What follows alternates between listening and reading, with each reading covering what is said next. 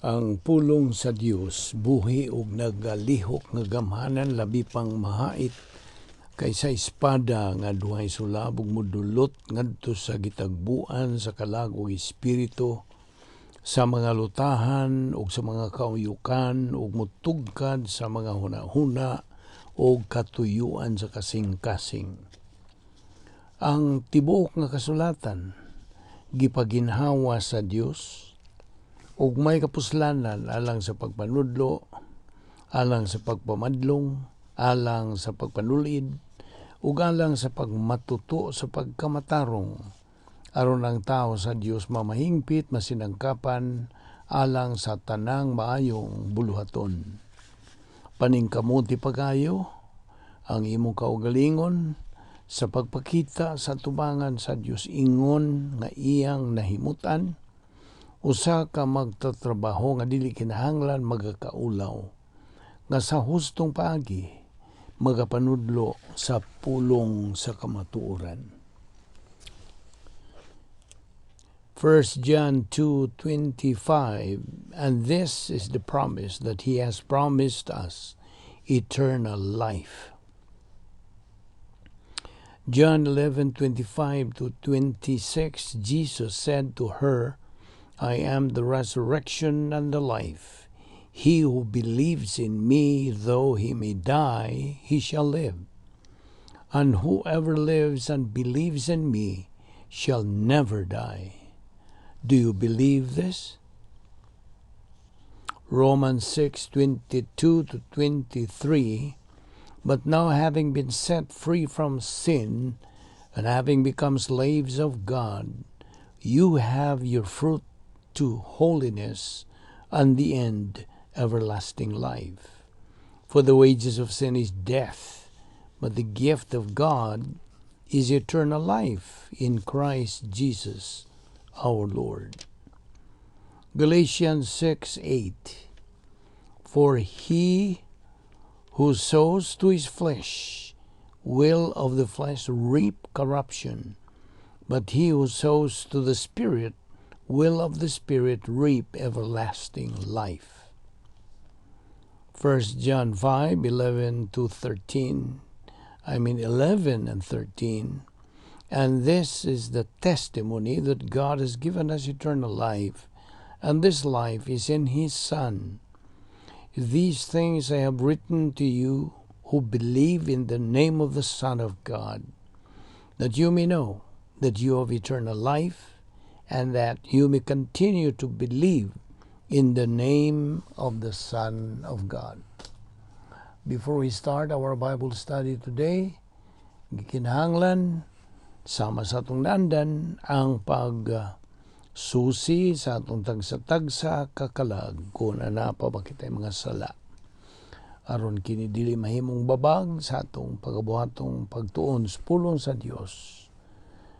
Aron kita matudloan sa kamatuoran, pinagis pagtudlo sa balang Espiritu Santo, kinahanglan nga atong isugid ang mga sala nga naa pa sa atong kalagay, kini mahimong ali o makabalda sa atong pagtuon. Busa, 1 John 1:9 is what we are going to use.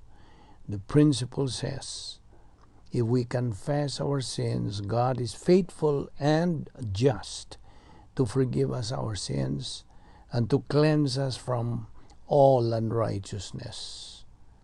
Now, for you, unbeliever, ang imong buhaton mao ang paggamit sa imong free will so you can make the most important decision in your life, the decision to believe in the Lord Jesus Christ. Therefore, mag-ampo ta karon sa ilong, agig pangandam. Let us pray.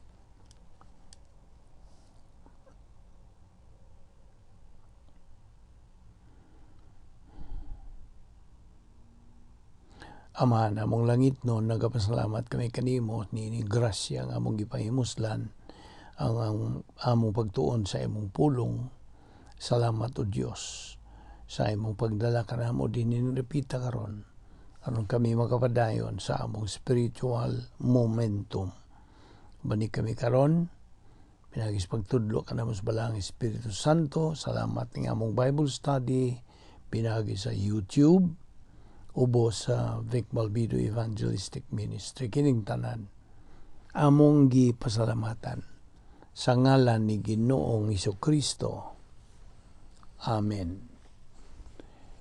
Well, may adlaw, kaninyong tanan nga mga subscribers, mga higala, mga igsoon diyan ni Kristo, welcome kaninyong tanan.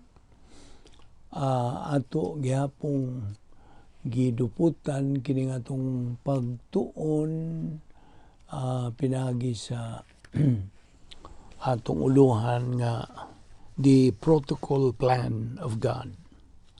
Now, ayaw kalimot na ikaw anak na sa Diyos. Now, I am addressing to you, fellow believer. Kaya anak ka naman sa Diyos, pilit kitang musunod sa iyang mando. Iyang kabubuton, ilhon nato pinagi sa atong pagtuon. Morning nagatuon ta siyang pulong adlaw-adlaw.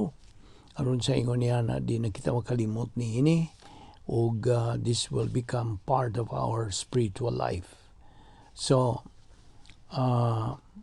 gikinahanglan nga atong tutukan, we have to consider all these things like all the divine assets, spiritual assets nga gisangkap sa Dios kanato. Aron sa ingon niya na kita magmadinaugon sa atong Kristohanong kinabuhi. Now, we have to remember His 10 problem-solving devices. We have to always use them when we need them in any circumstances in our life. So, at this point in time, sayo naman kita, nga niya kita sa ikaduhang bahin sa plano sa Diyos. Second phase or phase 2 of God's plan, believer in time. Okay? Na as we continue living in time, we are supposed to be instructed by God's royal family honor code guidelines. Pangutana, why is the spiritual knowledge of a believer important? Ngano man? Nganong may nung danon man ang espirituhanong kaalam sa usa ka magtotoo. Tubag, tungod kay mao lamang kana ang iyang basihan sa iyang pagkinabuhi, subay sa kabubuton, tuyo, o tumong plano sa Dios. Without Bible doctrine, without knowledge or kaalam, He's not going anywhere sa iyang espirituhanong kinabuhi. So, mao na nga, samtang kita nagatuon sa pulong sa Dios adlaw-adlaw, atong makatunan, mahibawan ang mga tambag, pasidaan, pahimangno, tuyo sa Diyos sa atong kinabuhi. And of course, it's a matter of choice maghihapon, kay naman tayo kabubuton, naragod na nato, mupahimo sa tani, o nining mga kasangkapan nga gihatag sa Diyos ka na to, o dili. Basta kay kung mupahimos kita nini, the tendency is or the potentiality is nga kita mahimong mananaw.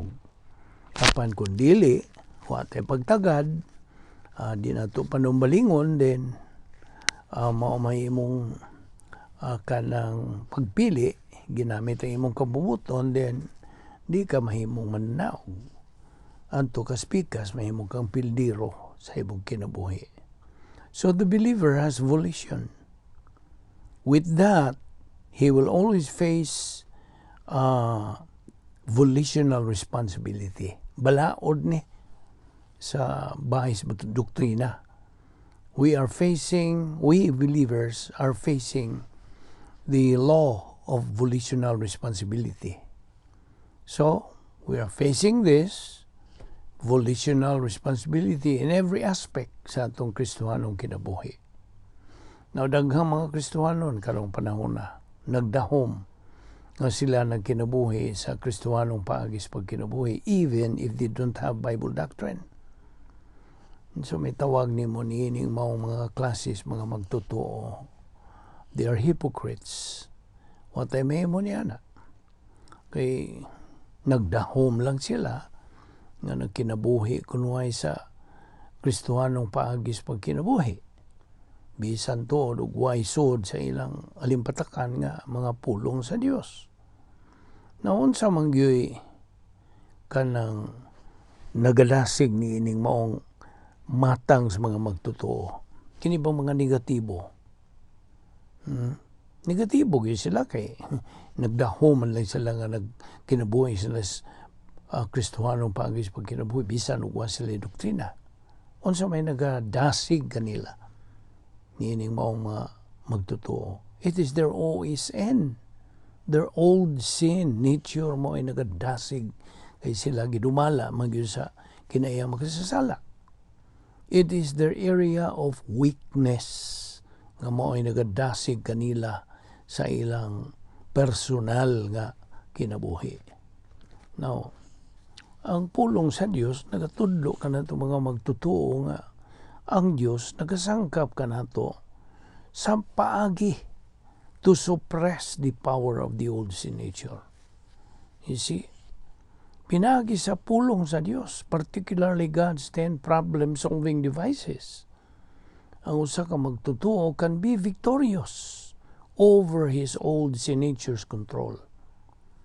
Inumdumi katong formula. Knowledge of Bible doctrine plus faith equals spiritual power.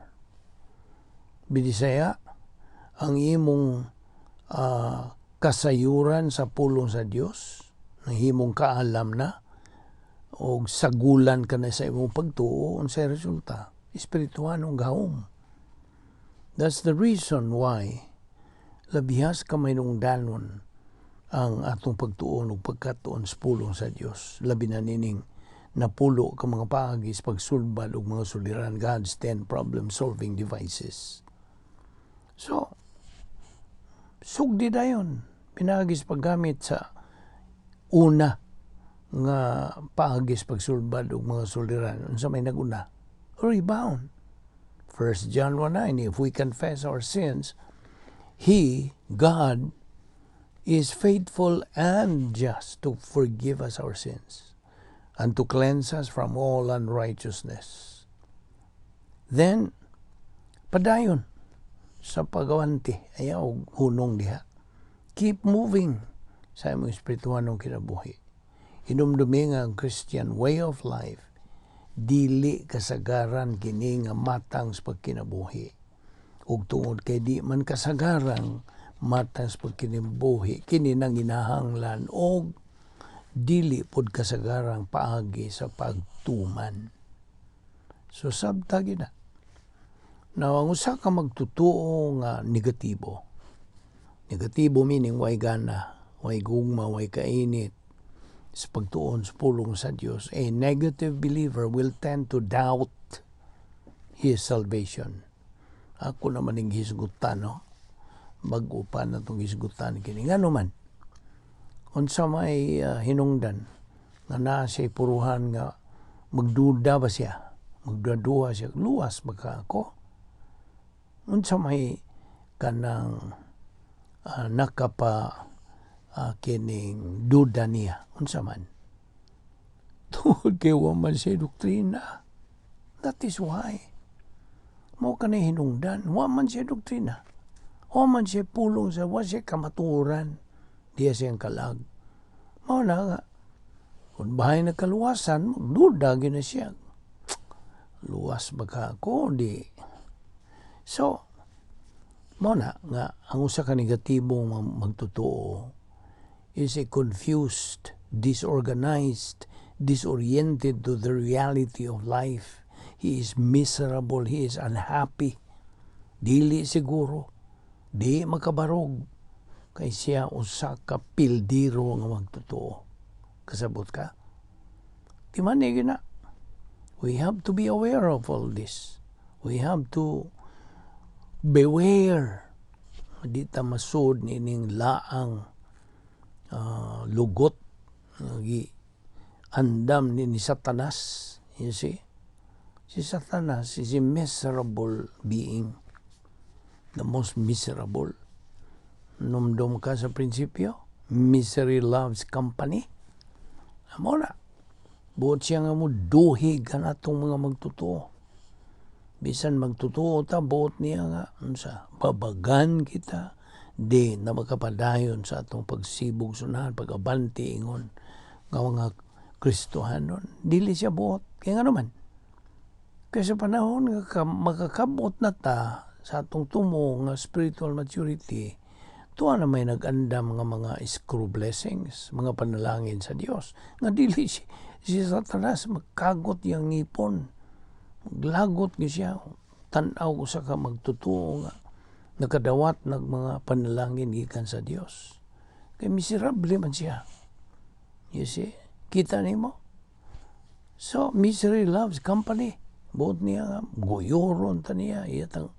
Iangin sa iyang pagkadautan, is evil, kaya ang iyang policy ni Satanas, sayod ka naman ang iyang policy is evil, kadautan. Samtang niya sa Diyos, unsa, grasya. Na mo na, papiliyon ta, unsa may itong pilip, grasya ba o ang kadautan? Sayod na kung sa imong dangatan, kung piliyon imong kadautan, duwaan ka na lang sa paaging Satanas. You see? Kini si Satanas, God, labihan sa pagkapino ng iyang pag-approach ka na itong mga magtotoo. Pino. Subtle. So mo na nga, kung wakay pulong sa Diyos, wakay kamaturan, dali ra kamada sa iyang mga paagi, sa paglingla. Mo ito itong akong pangutanan ni mo. Tulo ka pangutana aron dili ka madao paglinglang sa tanas. Ang unang pangutana, what do I believe? So may akong ituuhan.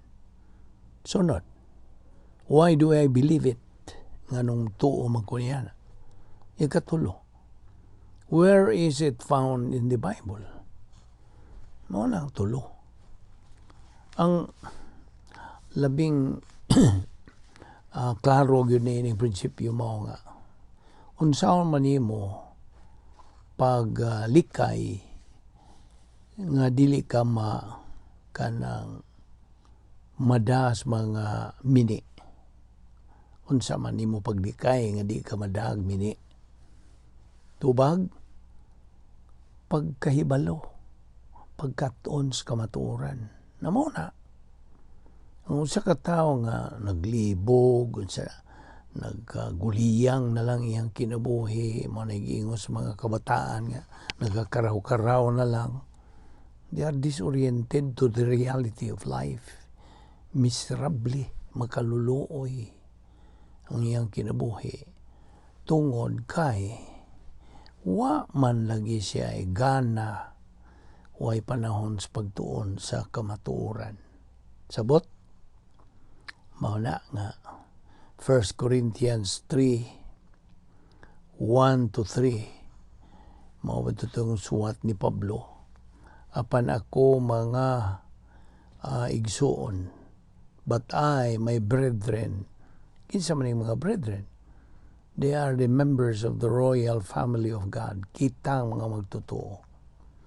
But I, my brethren, cannot teach you the way I taught the mature believers, because you are still baby believers, mga karnal pa man mo. You are babes in Christ. So, sa Binisaya, gitawag ni walay buot. Tiya mo naghinganlan ka way buot, ganahan ka ba? So, mo to, gingon sa Pablo nga, I cannot get through to you the way I taught the mature believers, kay mga bata palagi mong gagmay nga wapay buot. Mao gini ipasabot ni Pablo. Apan ang Galatia 3:26 sa gisulti. You became children of God through faith in Christ. Nahimo kamong mga anak sa Dios pinagi sa inyong pagtuo kang Ginoong Jesucristo. So, balik nga to sa rebound, itong isgutan. Ang usa ka magtotoo nga mogamit ning 10 problem-solving devices. Number 1, rebound. Siya ang paggamit sa rebound, siya ma-espiritual. Espirituhanon. Apan sa diha nga iyang kalang di niya tagdon kini o he ignores to rebound, unsa man, he remains carnal. Tiyaw mo na. Ang pagkakarnal is Diyas pulong sa Diyos is death. You see? Now, ang punto ko na itong idadin mao ang kalahian sa pagka-spiritual kaysa pagkakarnal. Now, spirituality is the control of the Holy Spirit. Sa diha nga mo rebound ka mo, sugid kasi mo mga sala, immediately, you are controlled by God the Holy Spirit. Ang Espiritu Santo may magadumala, magakontrol sa imong kinabuhi.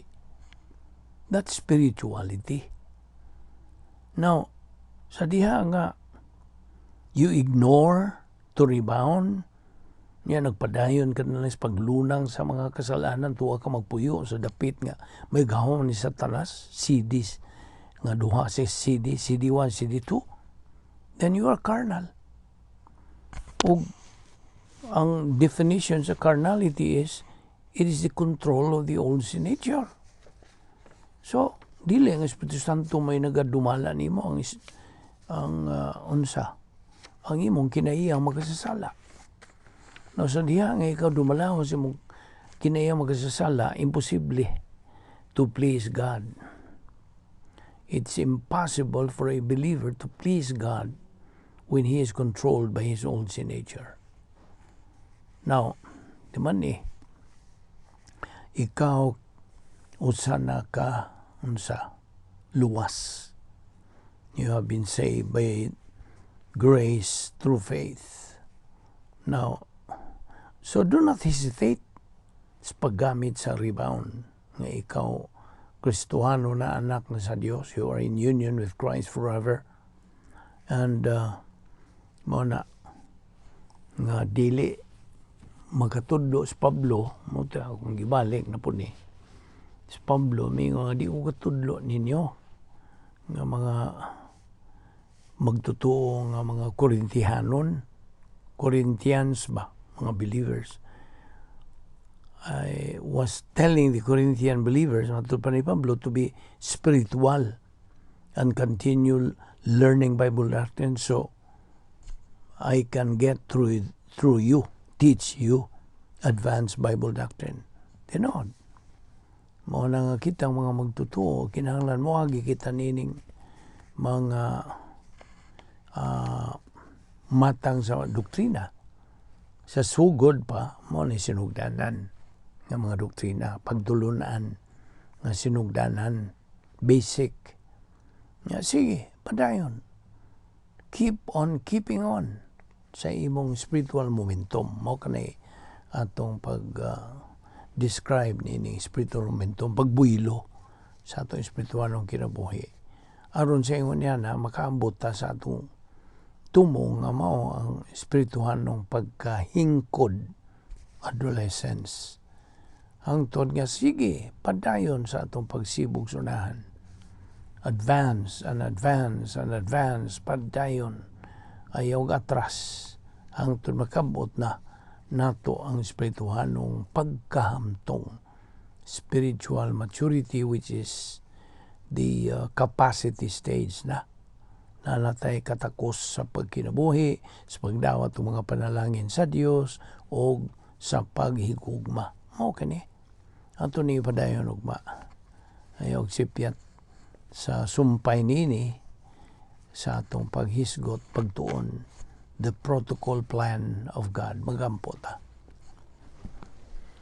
Bala na mo nga Diyos, nagpasalamat kami kanimo nining matamis nga higayon sa among pakigambitay kanimo ug sa imong mga pulong. Salamat. Nining manindot nga higayon, matamis nga higayon, ikiniman ang panahon nga kami katon pa og dugang kamatuoran as paglig-on ning among pagbarog sa imong kamatuoran. Lig-on na lamang kami. Hagita kami. Dasiga kami, O Dios, pagpadayon gayon sa pagsibog sa unahan sa among Kristohanong pagkinabuhi. Ubos sa imong otoridad. Kining tanan among gipasalamatan sa ngalan ni Ginoong Hesukristo. Amen.